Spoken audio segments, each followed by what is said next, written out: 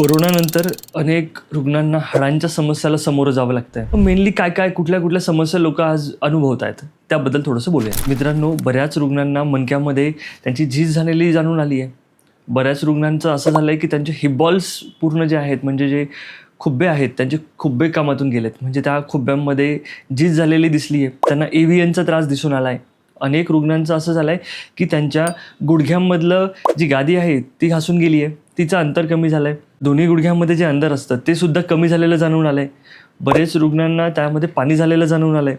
मित्रांनो, अशा ज्या काही समस्या असतील त्यासाठी होमिओपॅथीने आपण याच्यावर उत्तमरित्या मात करू शकतो. मित्रांनो, काय होतं ना, बऱ्याचदा असं सांगितलं जातं की दोन हाडांमधलं जर अंतर कमी झालं किंवा जर गादी सरकली किंवा कुठलाही असा काही हाडांशी रिलेटेड त्रास झाला तर याला ऑपरेशन हा एकमेव पर्याय असतो.